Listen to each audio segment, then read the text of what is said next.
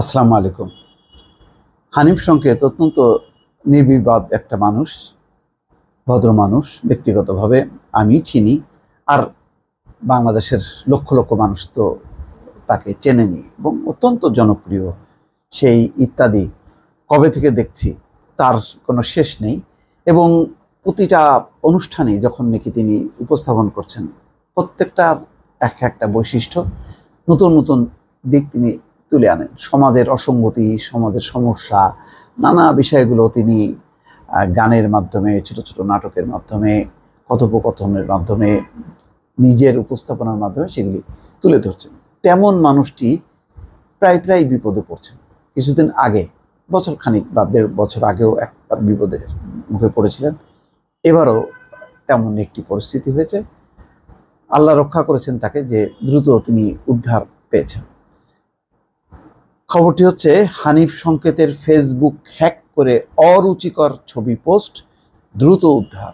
চিন্তা করেন, ওনার মতন মানুষ, একটা জনপ্রিয় মানুষ, ওনার যদি ফেসবুক পেজটা হ্যাক হয় আর সেখানে যদি অরুচিকর কোনো ছবি পোস্ট করা হয়, তাহলে কত মানুষের কাছে দ্রুত বেগে এটা পৌঁছে যায়। ওনার তো লক্ষ লক্ষ কোটি ফলোয়ার। তো খবরে বলা হচ্ছে, জনপ্রিয় উপস্থাপক ও নির্মাতা হানিফ সংকেতের অফিসিয়াল ফেসবুক পেজ বেহাত হয়েছিল। রোববার সন্ধ্যায় পেজটির দখলে নিয়ে একটি অনাকাঙ্ক্ষিত ছবি পোস্ট করেন হ্যাকাররা। অল্প সময়ের মধ্যেই হানিফ সংকেতের কারিগরি দল পেজের নিয়ন্ত্রণ নিয়েছে। এই পেজে 1 কোটির বেশি অনুসারী রয়েছে। দর্শক বুঝতে পারছেন, 1 কোটির বেশি। ফেসবুক পেজ ফিরে পাওয়ার পর সন্ধ্যা 7টার দিকে পেজে দেওয়া এক পোস্টে বলা হয়েছে, কিছুক্ষণ আগে কে বা কারা পেজটি হ্যাক করে সেখানে অত্যন্ত অরুচিকর একটি দৃশ্য সংযোজন করে, যা দ্রুততম সময়ের মধ্যেই আমার টেকনিক্যাল টিম অত্যন্ত দক্ষতার সঙ্গে অপসারণ করে। হানিফ সংকেতের ফেসবুক পেজে আরও লেখা হয়, আমাদের এই পোস্ট দেওয়ার আগেই অনেকে পেজ হ্যাক হওয়ার বিষয়টি বুঝতে পেরে আমাদের সতর্ক করেছেন। সেজন্য আমি আন্তরিক ধন্যবাদ এবং কৃতজ্ঞতা জানাচ্ছি। বাংলাদেশের জনপ্রিয় টেলিভিশন, ম্যাগাজিন, অনুষ্ঠান ইত্যাদি গ্রন্থনা, পরিকল্পনা ও উপস্থাপনা করেন তিনি। ইত্যাদিতে সমাজের নানা অসঙ্গতি নিয়ে নাটিকা, কৌতুক, আশাবাদের গান ও তৃণমূল মানুষের সাফল্য তুলে ধরা হয়। নাটক নির্মাণেও হানিফ সংকেতের সাফল্য রয়েছে। উৎসব ও বিশেষ দিনগুলোয় তার পরিচালনায় নাটকগুলো দর্শকের কাছে প্রশংসিত হয়েছে।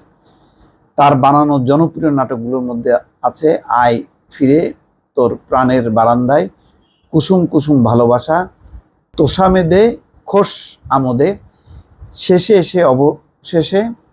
উল্লেখযোগ্য, হানিফ সংকেত অভিনয় করেছেন, লিখেছেন, ব্রহ্ম রচনা। বললাম তো, তিনি তার মতন করে কাজ করে যান। প্রতিটা দিন তিনি যে গণমাধ্যমে থাকেন, সাক্ষাৎকার দেন বা হাজির হন, সেটাও না, একেবারে নীরবে নিভৃতে তিনি তার মতন করে কাজ করে যান। এমন একটি মানুষকে কেন দফায় দফায় বিপদে ফেলা হয় কিছুদিন পর পর, আমি এটা বুঝতে পারছি না। দর্শক ভালো থাকবেন। আল্লাহ হাফেজ।